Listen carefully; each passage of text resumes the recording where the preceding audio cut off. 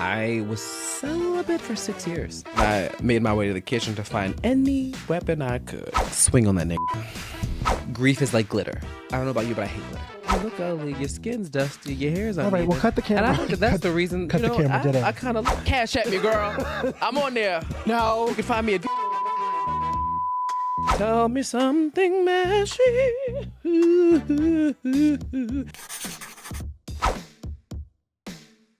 I am so excited to have pop star, superstar, recording artist Vincent in our messy living room.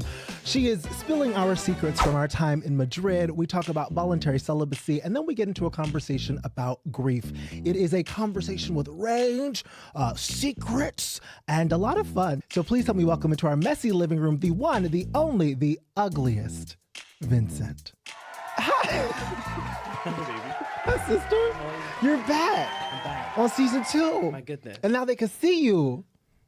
We got cameras and everything. Look, there are 3 cameras. Uh-oh. Not 2. Okay. Uh-oh. Okay. Yeah. Yeah. You have to know your angles. Welcome to the show. Okay, sister, shall we start with a lube breaker? Of course.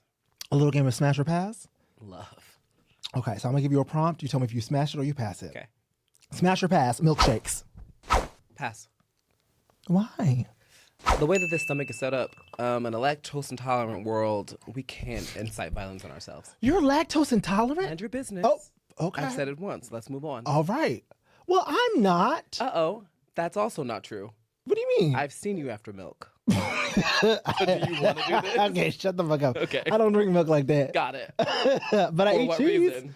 I eat the pizza. And I'm also with you after that as well. No, you're not. What are you taking?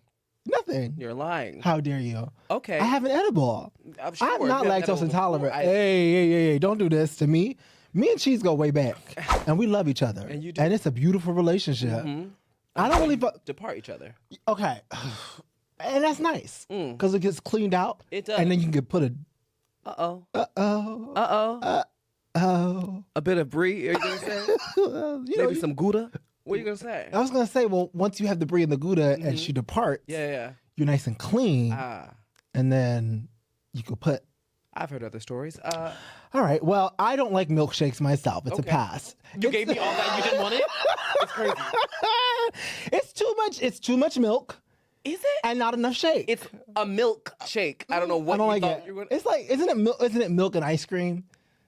I don't love ice cream like that. Shut up. What's a milkshake? It's It brings all the boys piss me off. to the yard. It's never brought any boys to the yard. Actually, Yeah. deterred them. Yeah, because it's leaving my It says body. beware of Oh, the dog in you're your yard. Mm-hmm. Okay. Beware of dog. What's a milkshake, nigga? Milk. And what?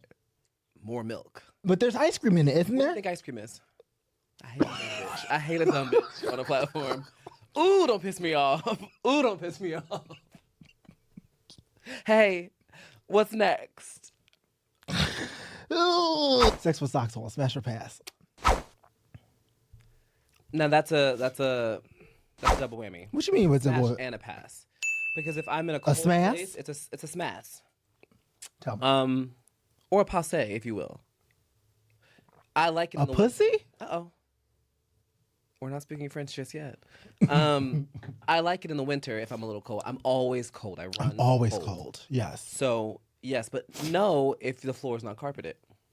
Because then I'm slipping and I'm sliding. That's fair. That's Christian fair. Gucci, and I'm really. That's fair. You won the game. Hey! Love You win my unconditional love, and you get a lollipop. I don't want a fucking lollipop. You just had a full chicken sandwich. Where mine at? Okay, why you guys talk about me like that? I'm just letting you I had know. a chicken sandwich before we started. I was hungry. I was about to pass out. You saw That's me. I the was price. sweating from food, That's from the lack price. of food. Take a fucking lollipop. It's crazy. Yeah, absolutely. This budget here. What's for later? If you have prompts or game ideas, you can email tellmesomethingmessy@gmail.com or anonymously at somethingmessy.com. Speaking of which, nigga, Uh-oh. tell me something messy. Something messy. Okay, picture it. Sicily, 1942. You, me. Sharing a Bitch, I ain't never been to Sicily. sharing a home. Actually, picture 2 years ago, you, me, Madrid sharing a home. For Madrid Pride. Madrid Pride. It was Madrid you Pride, look yes. Scared, baby. Terrified. You look nervous. Oh, I'm terrified. Me and my sister were living our lives. Uh-huh. Our best adventuring. Absolutely. And it wasn't adventure. you know, it had to be maybe around a cool 7 or 8 or 9. We're getting ready to go out, but you know, a friend stopped by. Uh-huh. Yeah. And I'm in my bedroom, you know, sleeping, slumbering. Wait. A friend of mine stopped by? Tell the story. A friend stops by, and you know, I'm resting, as I do, not napping, just you know, taking in the energy of the room, trying to really just glow for the night. And I wake up to a certain sound, and I'm thinking, now I know she said she may have been going for a walk, so she's not back yet. And the sound begins to repeat itself in a way that I just wasn't prepared Is this your messy story? to hear. And like something out of the He-Man universe, a sound reverberating through the wall. Just I said, oh my God. Maybe the pipes are broken. Maybe they're frozen over. We're in Madrid. It's summer. It's very hot. And so I get up and I look down the hall at my sister just to make sure she's okay. And I'm hearing sounds. I said, oh no, she's under attack. Now, I may have had a couple libations. May have been drinking something that day. And, you know, I need a little time out. But in my head, you were under attack, under siege. And so I gathered myself, got my shoes on, one to be exact, and I made my way to the kitchen to find any weapon I could. Gang. Because I currently am a non-binary individual in a very foreign country. I am African American, and I will not be the victim. So I stood outside that door for maybe 2 minutes until I realized what was actually going on. You were just doing a little refurnishing, and you move things around the room. You and your friend moving furniture, and so, you know, I let it go, and he came out. I ran in my room. I was so afraid of him. He was making so crazy. He was so tall. Crazy, so big, He was so big. He was big. So I just He was big and and a bottom, which I really. I heard, and then I realized at a certain point that it was not that young man making those sounds. It was my sweet girl. Such a sweet girl. Such a sweet girl. And, you know, it doesn't get any messier than that because afterwards, what happened? My girl made me order KFC in Madrid. Now, you want to talk about being a nigga? You want to talk about being a nigga? We sat at that table and had KFC. If any of you girls would like that video, I have. I don't have Venmo anymore. Okay. No. Cash at me, girl. I'm on there. No. You can find me at. All right. Believe it. Thank you. It. All right. That's my story. Tell me something mashy. Hey. In my defense, after the way that I like to fuck a tall man, I need protein. Yeah, for sure. And I need grease. My God. So I needed, the chicken. Well, you know what had happened? Here's what's messy. Is I met that fine young man. I met him the night before.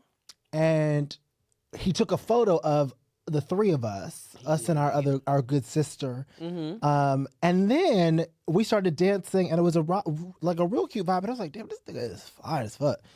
And then he had a little accent too. Oh God, my God, Jesus Christ. And then maybe like 30 minutes later, we saw each other again, and he didn't look so good. Cause the girls be doing that things. They be doing things. And I was like, uh-oh. Yeah. I said, where your friends at, love? He said, Yeah. And because Good Samaritan, I couldn't tell, because he took that photo of us and he was by himself, I literally was like, I need to help you find your people. That's who we are. Yeah. So I spent like an hour of that party just like waiting with him in one spot, trying to like figure out who his friends. You remember that? And then you came up and where are you? And other sister came up. And then finally, like, we found his friends, and like they seemed were they annoyed? They were all in Neverland. They weren't even just annoyed, they were just gone. Everyone was gone. Yeah. Which that was interesting to me because I have never left my sister like that. No. I will like, you know me. I come up with I have the Apple Watch. I got the phone on vibrate. Like I am always checking in. We are always checking on each other. Like there's no world in which you took something and then like you're by yourself. No, could never. Never. It's so funny that you talk about that because I am you know that I'm the same way. Like hey, where are you? I'm doing this. I'm over here if you need me. This is the sign near my head. Yeah. It is not the thought of others. It's not a common thing. It's not. This is not meant to make you girls feel bad. Hello, girls. But if you do, that's okay. It's a Caucasian thing sometimes. It really is. A gay Caucasian thing where I've left and met people and been like, hi, you came here with 17 people. Why are you by yourself? Why are you by yourself? And why are you like turned out? Struggling. I don't know what that is. It's just like a choose your own adventure kind of thing. And I mean, like, if that's your party, you know, I like that, get down with it. But for me and mine, we're all making it home safe. Absolutely. You know, it just feels nuts weird. To leave you alone. It feels weird to like not be like yeah. So if we took something, like at least we're circling each other, we're finding each other. Like I'm not just letting you go off into unless you look back at me and you're like, hi, have all my faculties, I'm doing well. 1,000%. I want you to have your own adventure and have your own night and come back to me and tell me all about it. Like you met Paolo, y'all were on the best, but you did the thing. Yes, 1,000. But if I see you and you're like walking in the walls and you can't babe up and you've called me a different name 6 babe. times, we're probably not gonna leave each other. This nigga was a fucking 6'3" tree. And he was shaking. I was like, hey, have a seat here. Let's get you some water. Very like concerning sometimes. Yeah, but like no one's. I don't know. I just don't. If we are in a, especially if we're like in queer spaces together, to me, it's like we are each other's responsibility. Yeah, or we came together. Or especially if we came together. But like, I'm not. I mean, that happened a lot on the trip. Remember that we were in London, and I was making out with this dude, and then I was like, hey, and then we had to like go into like where the medics were, and I felt bad. I didn't want to leave him because I was like, once you're with the medics. Yeah, with the professional. Yeah, y'all did say like, let's go, but I was like, and then finally he like snapped out. Yeah, it was that G. Yeah, the girls love that G. I am terrified of that G. Take what you like, do what you need, but know your dosage. Yeah, do it responsibly. I'm not here to judge you. We all have fun. The idea of it though is if you're gonna do something like that, know what you're doing, or be with someone who's gonna take care of you. 1,000%. And I didn't expect for us to go this way, but it's just like. You weren't there that night, but that night that I got roofied, the way that everybody activated, the way that like you activated, Leo activated, like everybody just like activated the moment that they understood what was happening. And it's like, yeah, that's what we... It wouldn't even be a second thought. Oh, something bad is happening to me in this moment. I came here with my girls. What I do know, in fact, is one of my girls is going to find me. Yes. You know? Yes. I may feel a little bit off right now, but there's no chance of me leaving this place without someone I came here with who knows that I'm here. Knows what's going on. Coming to get me. Yeah. It's just the way it is. Yeah. Oof. Okay. Well, that was a messy story. Again, if you like the video, you can reach out. Not too much. Ooh. You did really videotape me eating that, and I was eating. And you know what? I watch it often. And it's crazy. You know that type of eating, that good after sex. You just did it. I did. Yeah. That chicken sandwich. You didn't even bite it, if I'm being honest. No, I swallowed her. My God. Swallowed her whole. This throat has been used. I didn't mean to say it like that. You did. Oh, but I did. And it has been. I'm proud of it. I'm proud of her. This reminds me of that young man. Okay, let's keep going. Okay, sister, shall we do some messy bowl? Love messy bowl. So there's mild, medium, and messy. There are different questions in each. That some of them are mild, some of them are medium, and some of them are messy. Okay. And you could pick whichever one. TTT. And then if you don't want to answer the question, you foosball it, and I'll answer it. Loaf. Yeah. Foosball and shit. We're going for it. Yeah. So we've been playing it differently every episode. Like we could do one mild, one medium, one messy. You could just pick whichever one you want to go to. Well, how you feeling? Let's do a little medium. A little medium. Okay, go ahead. Hold on. No, a little medium. Wow. What's your medium question? What is as long as I've gone without sex and why? Yeah. I was celibate for 6 years. Shocker. Got her. Yeah, for 6 years. With that wild thing in you? Yes. Tell me why. needed to focus, was not really interested in having sex, and was also resulted from a past traumatic event that really was just like, maybe I don't want to do this right now. Maybe I'm not into being touched or touching. And I also wanted, it wasn't fully the result of that, but it was the initiator in a sense. And then I was like, you have things you need to do. And at the time, I was so sex crazy, and like it would deter me from everything else I was trying to do. Couldn't focus. Yeah. And I was like, if you want to be somebody, if you want to go somewhere, you better wake up and you better pay attention. Find it. You found it. It was a necessary celibacy. Yeah. And it really like allowed me to find out what I liked and how I liked my body, and without the, I guess, stress of someone else being involved. When I met you, I think you were, if I remember correctly, when I met you, which was only like 5 years ago, maybe, I think you were celibate during that, but I didn't realize that it was a 6-year tail end of it. Yeah. Yeah, the tail end of it. What did you learn from celibacy? That I really don't need sex to survive. It is such a treat for me now, as opposed to like a need. Yeah. There were definitely like spurts in my life where I'm like, I'm gonna have sex for a while. Yeah. You know, and like, or I'm in a phase where I'm like, I'm really sexual and horny and I want to do this and have my moments. But I learned for me, like, what I enjoy and what I look for in a partner when it comes to having sex and sexual relations, that it feels right and like I've chosen that, as opposed to something that's just like fallen onto my plate. Yeah. My interest in things is so much more dialed and focused in, and it allows me to have so much more fun. That makes sense. Yeah. It makes sense because then if you've experienced that celibacy, which 6 years is a significant chunk of time, but I imagine there's an empowerment when you're making that choice. Like some people are celibate, and I get these messages where people are like, I'm not celibate by choice. Like I'm just not able to fuck. Yeah. But if you are making that choice, I imagine there's a power that you are garnering or gaining because you're learning I don't know, you're like, maybe not always, but I would imagine for you specifically, because I know you're like learning about your body and what it needs, what it doesn't need, and you're choosing when you give it what you want it to have. There's a newfound ownership of your body. Yes, that's what it is. Okay. And there is this really exciting sexual part of being able to give parts of myself that I've worked on. I've built this design, and I know how it works now, and I know what turns it on, and I know what turns it off. Yeah. I know what I can attract with, and I know what I don't want to attract with it. And so now when I have sex and I meet people, it's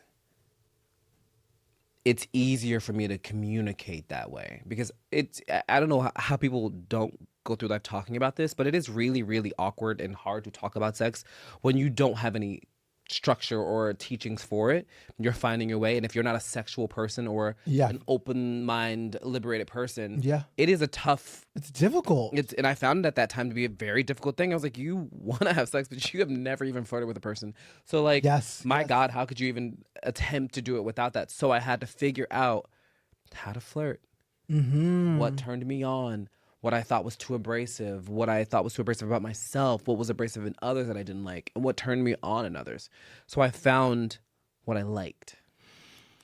Wow, you're bringing something up that I haven't thought about in a long time. And ironically, I had said this about heated rivalry, which was I hadn't thought about what it is to be in the closet because I've been out for so long. And I forgot what it felt like to be in the closet and how difficult that was.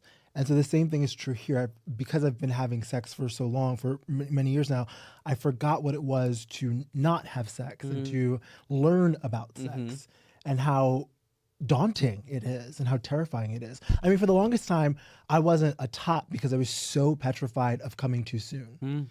And I've talked about it on the show. I think first season, like maybe 5 years ago, I hired a sex coach.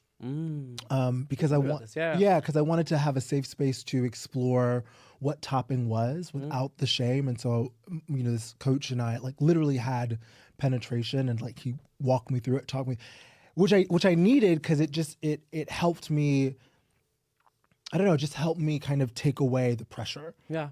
The pressure of like needing to be good at it. The Also, pressure people of, need to know that those kind of people exist. yeah. Like, it's not some like horny person waiting for you to come and like just have sex with you. It's like, no, we have this thing where it happens all over the world every second of every day. Yes. And so many people don't know that you can actually learn about sex. Yes. And talk about sex. That there are educators, there are therapists, there are coaches. So many ways to do there it. are classes and courses, and that it is. I mean, that's why I love doing this show, because it's like, oh, I need you to have access to how to talk about your body.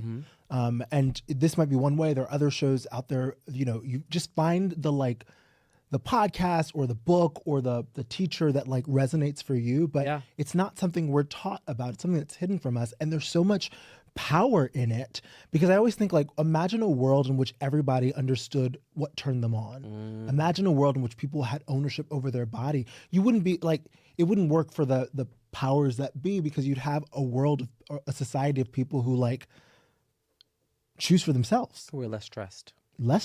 Think for themselves. Yeah. Who aren't hoping for somebody else to tell them what they should or shouldn't do, or what they should or shouldn't be. Because while sex is so exciting and enticing and it turns you on in so many ways, the ultimate joy of it is release. Yeah. Like you all whatever that release is, which doesn't mean coming. Yeah, it means the release afterwards. Yeah. Like, people are calm after sex. Those couple of seconds and minutes and days after you have sex with someone that really level out your cortisol levels, and you're like, you're doing it, or sex with yourself. Yeah. Which is highly recommended. Highly recommend, yeah. Oh my God. That ability to bring yourself pleasure. To bring yourself joy, to bring yourself peace, and alleviate the stress in your own body, in your mind. It does wonders. So, of course, the powers that be don't want you to know that. Yeah. Because you would be free. And that's difficult. The longest I've gone without sex, I probably would say a few months is probably what it was. And this is like no penetration, no hand stuff or side stuff. Was it by choice? It wasn't an intentional choice, but it was kind of like, and I would feel bad about it, because I think that especially in these male bodies, as men, as gay men, it's like, you should be fucking. Yeah. Well, there's this energy of like, why are you not fucking? And I really was like, I'm hibernating. And I had to like become okay with that. And it's like, sometimes I don't want to fuck. Like, I don't want to. I'm not turned on. Yeah. That is okay. That's okay. And like, I don't want to have sex just to have sex. And for me, and this is different for other people, like, sex doesn't help me relieve stress. In fact, when I am stressed, I can't have sex. Some people, when they're stressed, they need to have sex. I'm a heady girl. So when my body or my brain is like on 1,000, my response is like, hi, I have to get this under control, because if not, then the rest of this won't even feel. It won't work. I'm actually going to be disgusted by it, because I'm doing something and I'm not doing I'm still here. Yeah. Yeah. Like, for me, sex is actually a reward. Oh my God. It's not the relief from stress. Treat. It's a treat. Yeah. Yeah. So it was just like, oh, sometimes there are areas of life where things are really hard, and winter is cold, and like, you're going through life changes, and like, being touched is not being touched in that way. Yeah. Or also probably because for me, and I think you're this type of partner too, I am turned on by the other person's turn-ons. So my sex that I love is when I get to take care of somebody, when I get to like bring them pleasure, whether I'm topping or bottoming. Like, and so if I'm not in the right emotional space, I can't take care of you. So then it becomes work. And it doesn't feel good. I'm such a pleaser in that way. Yes. I really do get off on making sure that my partner feels paramount. Yeah. We are. You better use that word. Do you know what I mean, though? There's something really nice to me. There's something really nice about knowing that the person that I have sex with is taken care of. Yes. And I love that. Because I am so type A at times, I have to make sure that my taking care of them is not telling them what to do or how to be. And there's a healthy balance of finding how to do that. But I'm such a like, let me cook for you. Yeah. Let me like clean up a little bit. I like to make sure you're good, so that when you're good, I feel good. Yes. Even when I'm stressed, that alleviates my stress knowing that you're good, because then you're a source of peace for me, Yes. you know? Mm-hmm.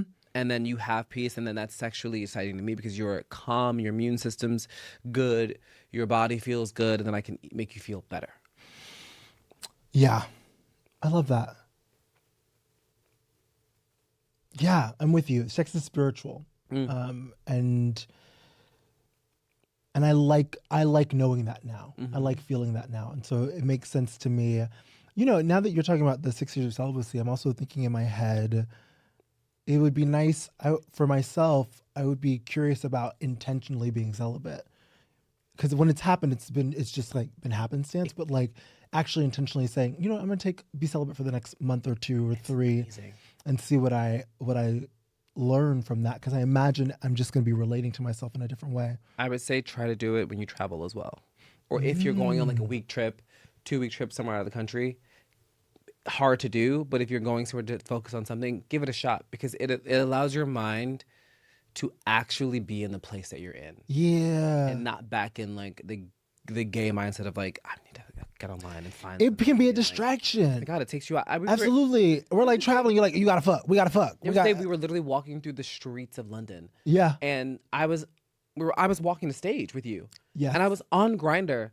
And my body went, babe, what are you doing? You about to go perform. You're about to go perform. Yes, and there's like people in the street and they're waving to you. Yes. And you want Get back here. Get back here. Yeah, it's true. Back here. There's a dopamine hit of it. There's I hate using the term, so I'm not going to use that term, but there's a dopamine rush from being wanted or from getting the person, right? Like, and so from like casting your net and getting someone that feels good, it's like an easy validation. Yeah. And so I think we're all on Grindr or on these apps, like trying to get that hit of validation. Because how many times do you not meet up with somebody off of Grindr? Or do people flake on you on that? Because we're just looking for the hit of. We all like the attention. We like the attention. It's about the attention. You know, we're in an attention hungry, even for social media. Like we're all in this. We are hungry for attention. I do say on my Grindr now, hi, what I'm looking for, fun and mostly at times good conversation. Because good conversation will do it for me every time. Absolutely, it'll be just like that.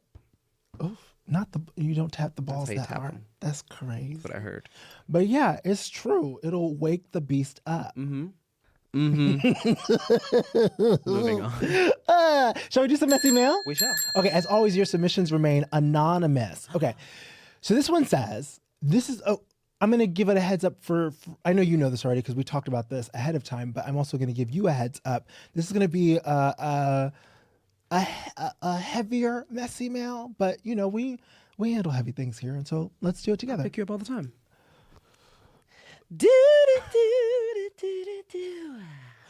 I recently lost my best friend, my rock, my world, my mom. I've been struggling to make sense of life without her. I'm just in shock. It's been a little over a year, and the pain is unlike anything I've ever experienced. I have a good community around me, but it is still hard. I'm not sure I'm grieving right or well. My rational self knows that I'm being too judgmental, but it's how I feel. I don't have a question, I guess. I just love to hear you talk to someone else who has a similar experience. None of my friends have lost a parent, so sometimes even when I'm with them, I feel so alone, and I know I can talk to them about it, but it's been over a year, and I don't want to mess up the mood. I don't know how to do this. Oof. Okay, so.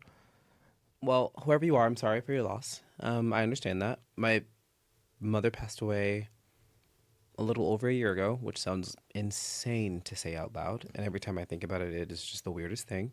I lost my dad 4 years ago, and it is the strangest feeling of not having them here, you know? There is no right way to grieve. There's no way to do it. And I don't think it ever stops being weird for you to talk about them around others because they're never going to get it unless they've experienced it. The thing that you don't have any preparation for is how much it changes you. Yeah. How did it change you? It takes away a certain kind of joy from your life. And you don't know in what spaces it does it and until you're in them. It's so strange. Sometimes someone will be trying to hold you and you don't want to be held because they're not holding you the right way for that emotion. Or you'll be quick to anger because anger means I don't have to deal with this right now. I can separate myself from the emotion, and the feeling of it is too much. So I'll just be here and I'll be to myself, and I'll step away, which is something I have done in this past year and learned and learning still. Like, this Christmas was the first Christmas without her. The one where she passed away was the first Christmas without her, but I don't remember that because I was blackout drunk. Yeah.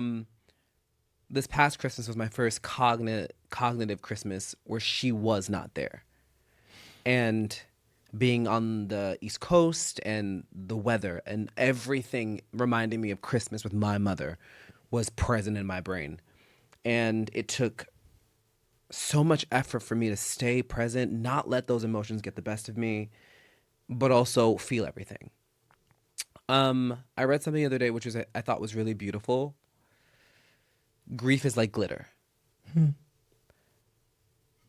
don't know about you, but I hate glitter. Fucking despise glitter. It's lovely at first in small doses. Yeah. But like grief, you don't know when it's coming. You don't know how much of it's going to be there. But like glitter gets everywhere. And you find it. And you find it everywhere. And it comes in doses. And you're overwhelmed and you hate it. And you want to get it off. And you don't know how to, but it's there. And then over time, you take a shower. And some of the glitter goes away. But it's still there. And you're annoyed. And you're sad. And you want it off. And you want it to be different. And you don't want the glitter there anymore. And then days pass. And weeks pass. And months pass. And then someday, you're in your closet. And you pull out a coat or a jacket. And a bit of glitter falls on your hand. And you get sad. Yeah. Because you remember what that glitter means. Yeah.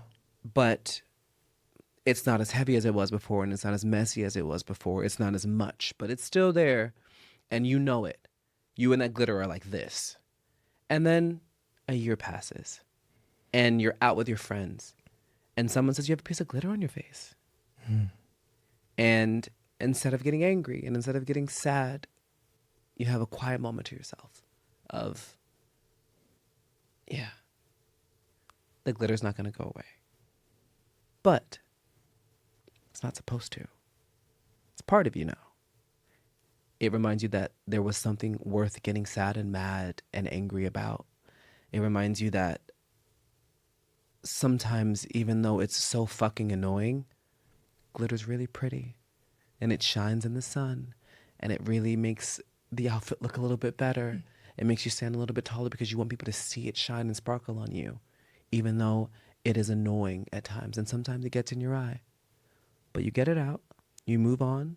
You remain shiny. It's just a remembrance of a lot of love.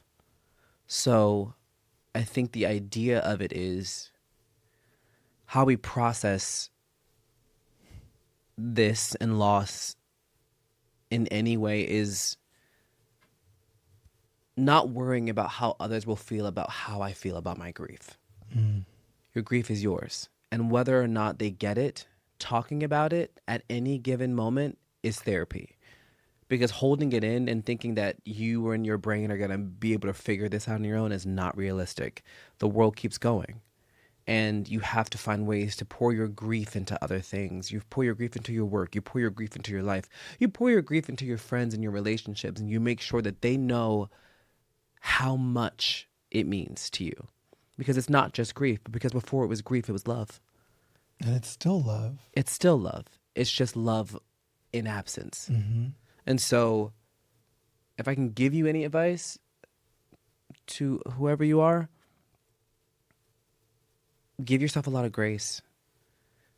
It's going to change you on a cellular level.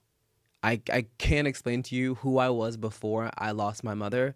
I was so happy and so adventurous and so willing to be touched and be loved and be me. And I'm finding my way back there.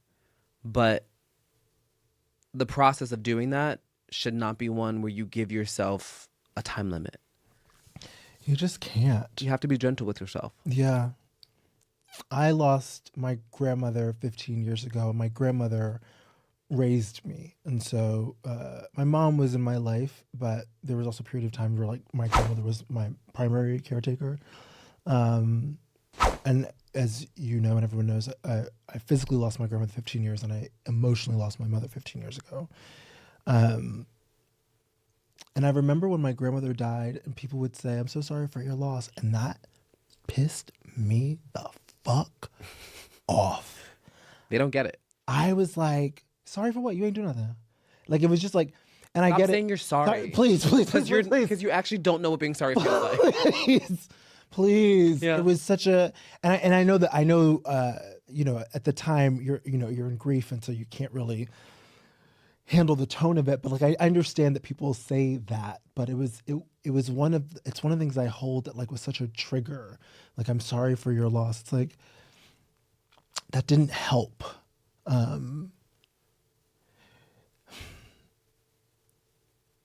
Ooh. I think what I'm so cute. You got it. I think what I'm curious about is what do you say? Because I think we're not good at grief. We're not good at death in our culture. In the American culture, we're terrible at it. Yeah. And what I've learned in the last 15 years is that there are so many deaths. There are physical deaths. There's death in all types of ways. And there's so much grief. And so we would benefit from having some kind of grief practice. But I'm always like, what do you say? And sometimes people don't know what to say. And so they don't say anything. And that's not the way either. And it's like, what did you need in this first year or so? What were the things that you needed from community? Whether it's things that they needed to say or do, or like, what were the things that helped? For me, two answers to this. The first is, for me, what I needed in this past year was just to be heard. And when I reached out to friends asking specifically for what I needed, just to have it. Because there were times where I was so like spiraling out in my brain of like, oh my God, this is so real, and I have to deal with this thing now. Because there are other things that happen after death. Like, there are things you have to wrap up. There's so much entailed in it. Yeah, when you were talking about like the arrangements. Oh my God. You immediately have to start the arrangement. It's just it's crazy. I got off the plane and the people were like, hi, we have your mother here. And I was like, no. But me being my mother's kid, she's like, this is what you're going to do. Yeah. My mom talked to me about death when I was very young. Hi, I have all my affairs in order. This is what you need to do, and this is how you're going to get through this, because you know our family. Love our family, but you know our family, they're not going to be able to get through this. You are my kid. We have been in this thing like this. Yeah. Before my mother and my father got married, it was me and my mom in an apartment on the Sedgley Avenue apartments for damn near 10 to 12 years. You know, so it's like, okay, you know what to do. Yeah. We talked about this. We know it's going to be hard, but I'm with you. We're almost the same damn person, so we are here. We're here, yeah. So that for me was like, I got home, I turned into my mother. What I needed from people around me was just listen. I'm not asking for much. Because what I really want, you'll never be able to give. You'll never be able to give, yeah. And that's not your fault. Mm-hmm. But I just need you to hear me. And what I'm learning to do with it is build a world around your grief so that it can infiltrate it into your daily life. Wait, say that again. Build a world around your grief, or build a world with your grief. It doesn't need to be sadness. But I infiltrate my mother into everything that I do. I bring her up in conversation. She's never gone. I talk about her in ways where she's not. In my head, my mom's in Peru right now. Later, couple of niggas doing her thing. You know? She's happy. She's in this house that she's always dreamed of. And she's waiting for me to come by and visit when the time is right. You know? While she's there, I'm making happiness for myself here. I'm making happiness for others there. I'm doing the things she taught me. I'm instilling the values and the morals that she's given me. I am making sure that my grief isn't driving the ship. Because it's not going to go anywhere. And she would hate that. She would hate to know that I spent the majority of my life, when she wasn't with me physically, waiting around for something as good as her to come along without trying to go get it. Yeah, I love that. You honor them by living. I think about my grandmother every day. Yeah. Like, there's like not a day that goes by that like she's not. I mean, there's a photo of her right here. Yeah. Like, I'm wearing my mom and my dad's rings. Like, yeah. There's like not a day that goes by that she's not informing how I'm living life, but I'm living it. And it's not for her, but it is with her. Yeah. Still, you know, in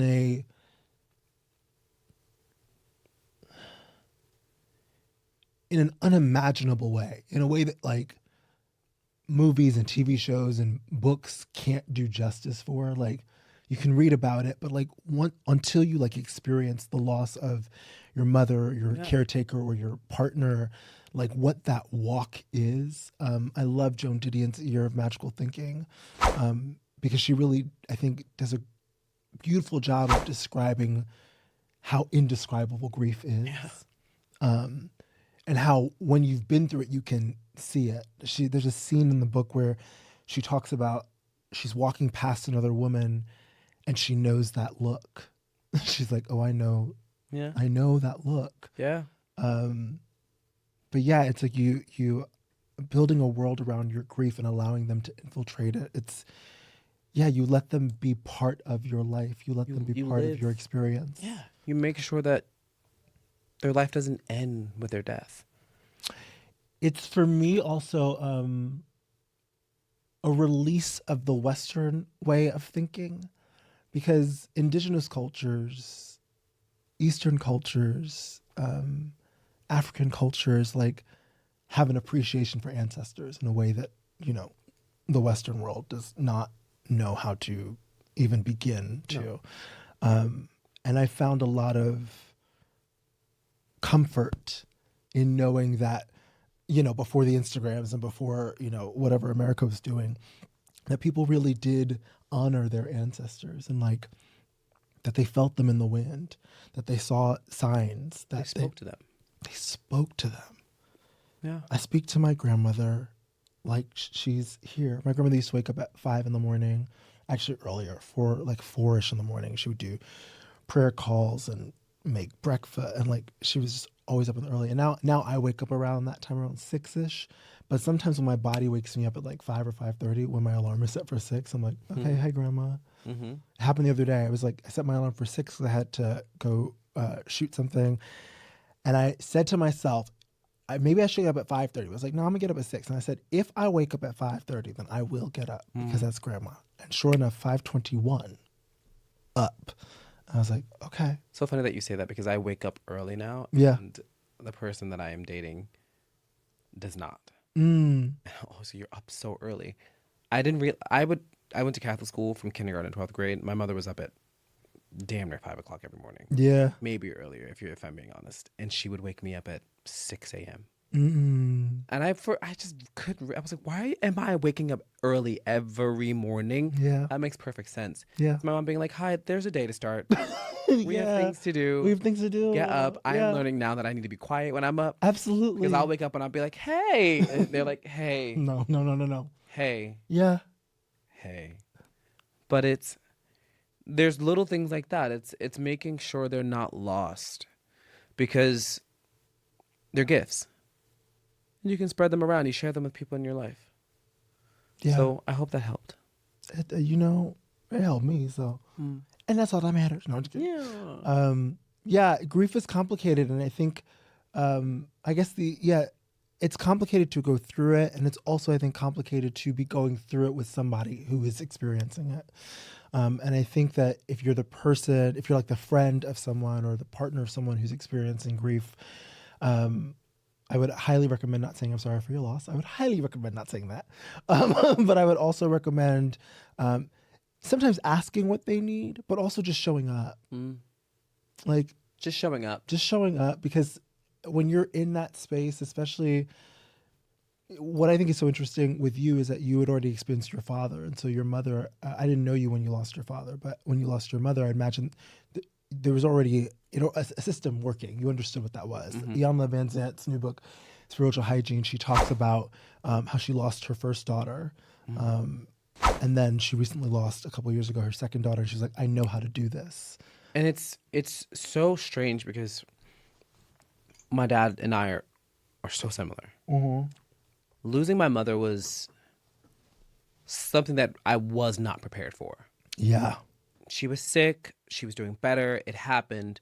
But the realization of her not being there was something I had not come to terms with. Yeah. My dad as well. But my mother and I were much more bonded in that way. Yeah. And it rocked my world. It still rocks my It's still world. rocking it, Because it's like, whoa. You not here. Like, girl, what are you doing? Where are you? Get up. Like, are you nuts? Get up. I talk to her every day like, are you dumb? Get back here. What are you doing? Yes. We have things to do. Girl. But it is something innate in your human body when it does happen once before. The way that my sister showed up for me, my sister Robin, in that moment, Oh, God, because I love Robin. we have different mothers. Mm. Her mother had recently passed right before then. And the way that we showed up in those moments, it's the proudest I've ever been of us as children and as siblings and as humans, because it was like, we've done this.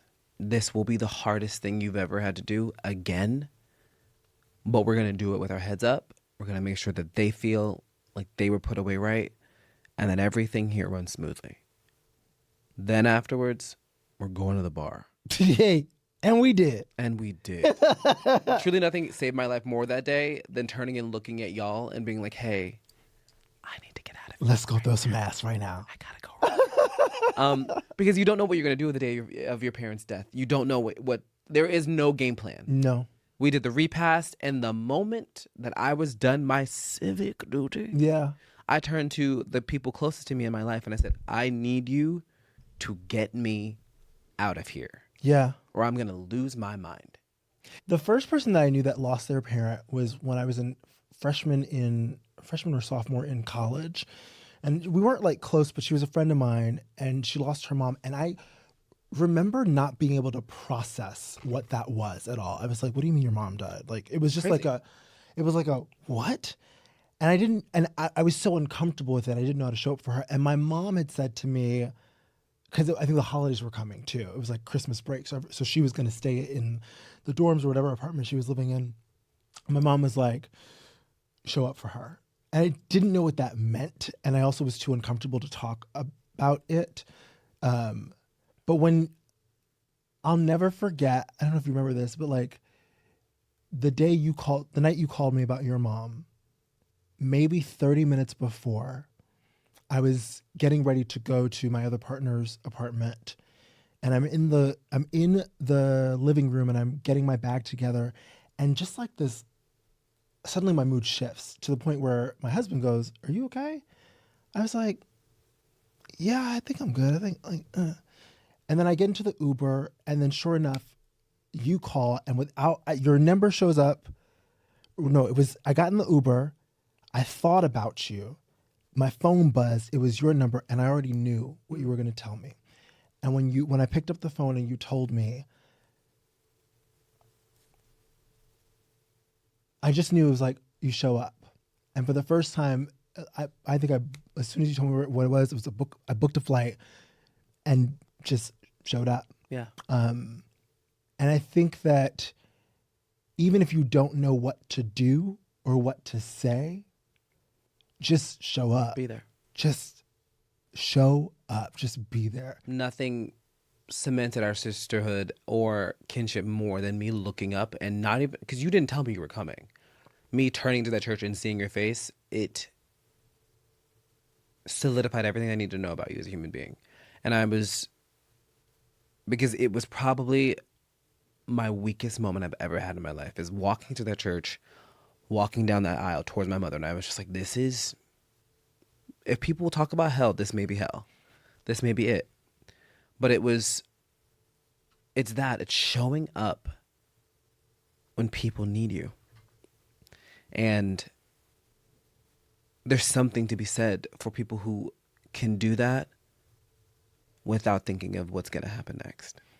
You know? You just may not have the words, you may not whatever, but like the presence, just people's presence is really important. And so that would be my advice, is if you have somebody in your life that's grieving, it's just like, don't even ask questions, just show up. Show up. I I like couldn't imagine being in Los Angeles while you were in that church. Like there was just, and thankfully I'm set up in a community that and with my team where it was like, say less, like, Oh, yeah. here we go, like, Yeah. like cancel that, move that, like we're Yeah. like I'll be back in a couple of days, but like, there's no world in which you will be in that church by yourself. I'll never forget it. Not It my was sister. the best thing I've ever needed in my worst moment. It was everything to me. I love you, sister. I love you too. You know what I can also recommend? Please don't ask people to take selfies after after a funeral. It's fucking nuts. Yo, when you were leaving the church, I was in shock. I'll tell the story real quick. I am not joking. We had just put my mother inside of the hearse. The door is closed. I am leaning against the door saying goodbye. Me and my mother. I was right there. I watched it. I watched it. You're not saying a single lie. Go ahead. I turn around and my entire family, friends of my mother, people we had known, all have their phones out. Now, in my head, I'm like, Southern tradition, they're taking a video of the casket. Yeah. It's a memory for them. And then, can I have a picture? Girl, the way I was gagged and multiple. I mean, it was boom, boom, boom, boom. And then I think it was the first time in my life I had ever truly been in shock. Girl, me and Bradley and Alex, we were like, I couldn't believe it. I physically felt myself about to throw up and pass out at the same time. which is why I think we eventually were like, and I think like, They had to pull me out. Like they literally, and I, at one point, if you look at all the pictures, I'm smiling in them. yes. I'm like, because that's our, like, you turn on, you're my like, okay. professional brain turned on, and I'm literally just smiling at these cameras. And then I got back inside that church. Everyone had gone down to the repast. You guys were eating and having a moment. And I remember sitting in the sanctuary, and I think for maybe 4 minutes straight, I just kept saying, what the fuck was that? Talking to my mother, and I could hear my mother going, them niggas is crazy for that. They're crazy for that. That was crazy. That was crazy. It was shocking. It was also shocking how normal it was, because that's the world we're in. And I turned on immediately. I said, oh my God, of course you can. And I was like, what are you going to do with that photo? You going to post that on the stories? And they did. And they did. Please, y'all, don't be I asking said, people who for do y'all selfies. think I am? And where do you think we are? This is it. I was gagged. It was nuts. Gagged. Jeez Louise. Sister, shall we do one last mass? We shall. We must. actually have to. We actually We have to. Thank you for sharing all of that, and for. I love them and I love you, and I love to talk about all of it. Thank you. Yeah. Okay, one last mess. Questions we ask everyone here. Answer however you like. T. First one: which celebrity or fictional character could ruin your life, and you would say thank you? Lestat from Interview with a Vampire. Lestat and Louis from Interview with a Vampire. Actually, as a Lestat couple. and who? Louis. Louis from Interview with a Vampire. God damn. It's pretty crazy. The new one? Mm-hmm. Yeah. I don't want Brad Pitt and Tom Cruise. Get Okay, away thank you. from Thank me. you. I was like, okay. Don't need that. The new one, yeah. The new one, yeah. Louis? Sexy. Oof. What's your most controversial food opinion? That beets should be burned and they should be erased from Agreed. the earth.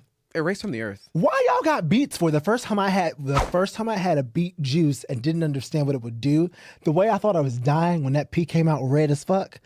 Baby, they need to put a warning on that. Let me tell you something. Tell me, yeah. The first time I ever had beets was at the Garden of Prayer daycare center. Miss Barlow was the cook. She should not have been in the kitchen. Miss Barlow had 4 teeth. Love Miss Barlow down. She's my girl. She should not have been in that kitchen. She made beet soup, onions, chicken broth, beet. I'm getting nauseous.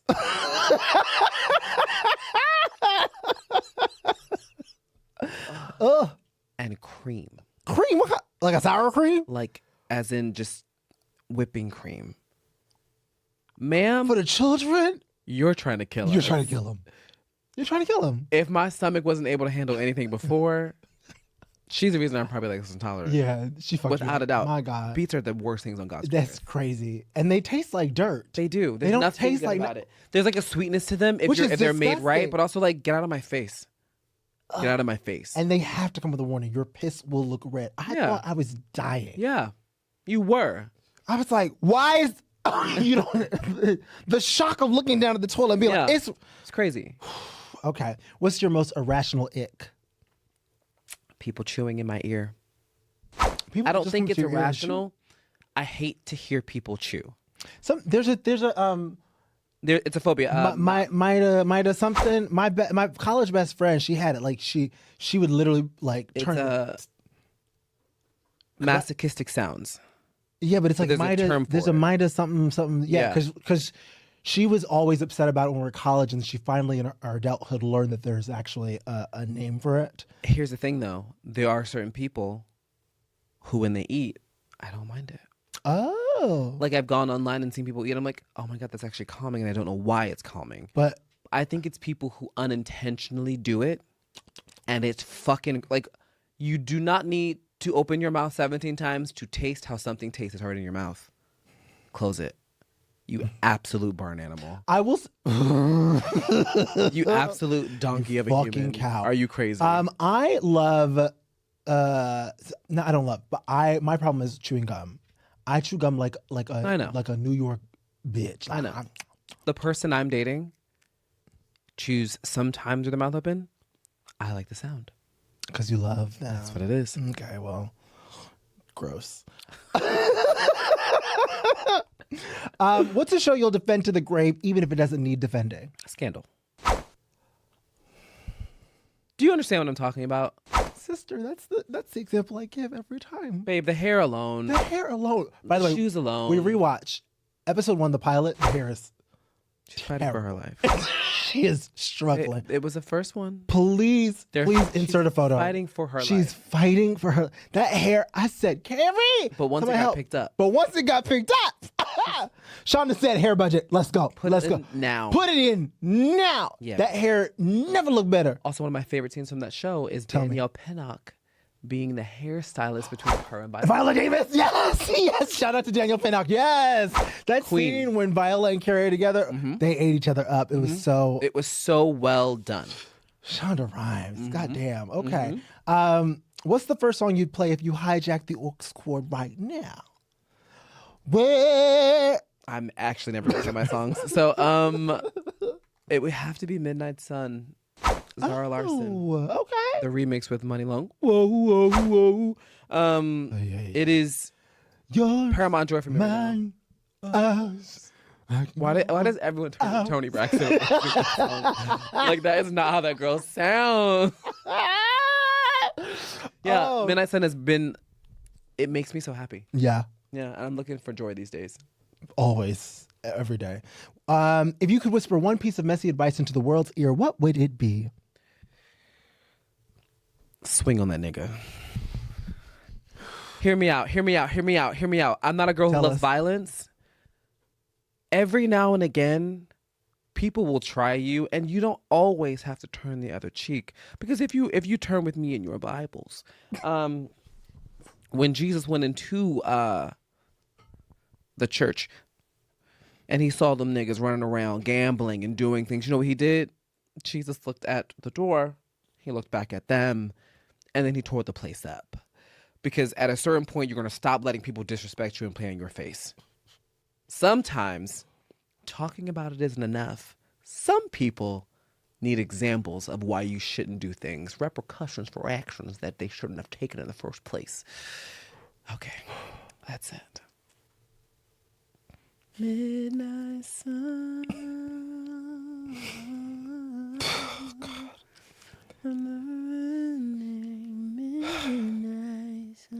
You really do have to swing on those niggas. You prime have time. to. You just have You to. absolutely have to. You have to. Otherwise, they play in your face. You don't have to do it physically. You don't do it have with to words You can do it with sometimes. words, but sometimes, but you have to, let swing them, back. You have to let them know that I have the range. Yes, I'm prim, I'm proper, I'm poised, but I got the range. And can I tell you this? Yeah. You gotta let them know. Get worked up.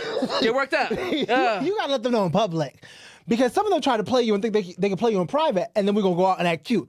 I'll fuck you up in public. Listen, I'll fuck you up on this stage, love. people don't understand. There was a time in my life where if someone had done something bad to me, my friends would look at them and say, hey, the reason he's leaving the room and I was here. I've ushered you out of that room several times. The reason they've left the room is because they're going to go get something.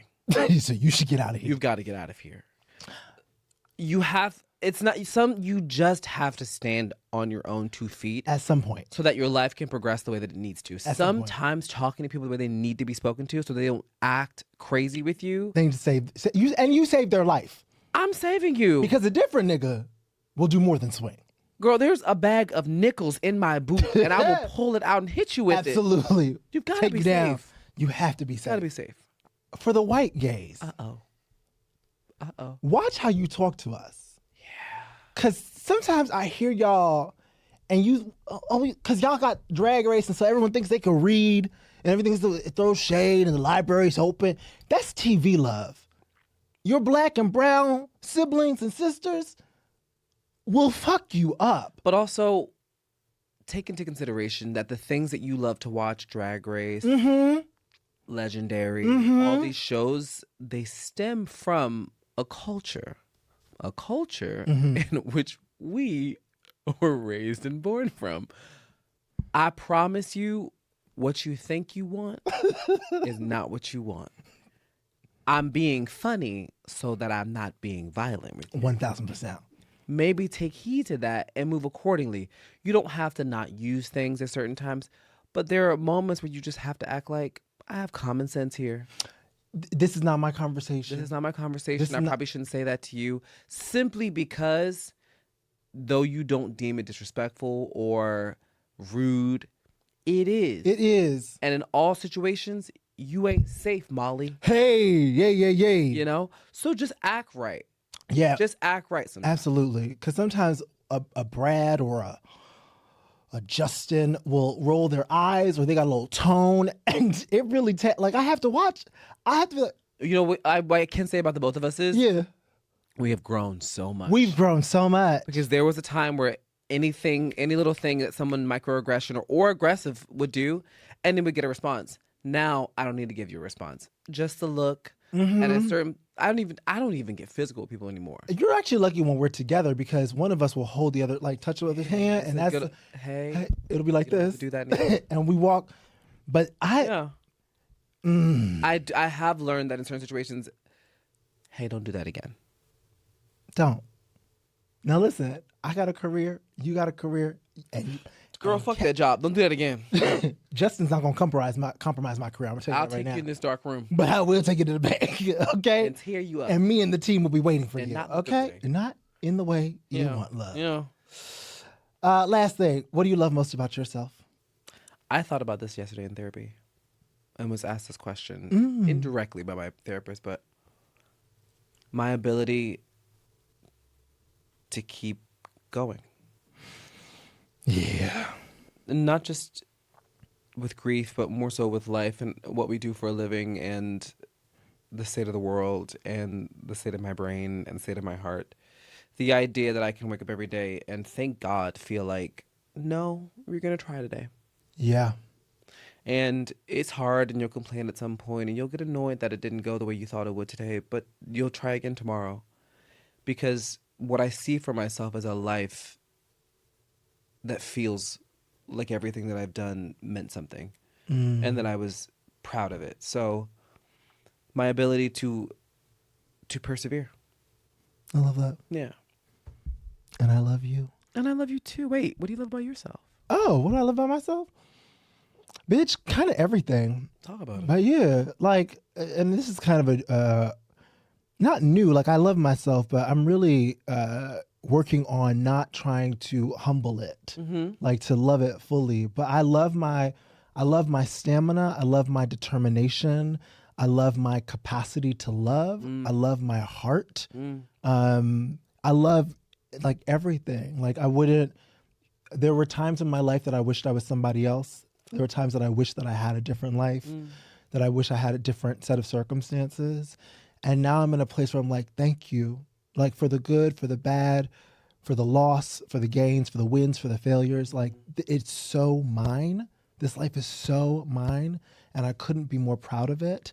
And I know I know that it is what it is, not just because of me, but a big part of it is because of me and how I show up and how I love myself and how I love others. So I'm so glad to hear that. thank you. Because you look ugly, your skin's dusty, your hair's uneven. All right, well, cut the camera. And I think that that's the reason, cut the camera, dead I ass. kind of love that for Cut you. the camera, dead Wow. ass. Get out of it. Oh my God. I'm just letting you know. I think that's Cut the great, camera, sister. dead I ass. think that's amazing.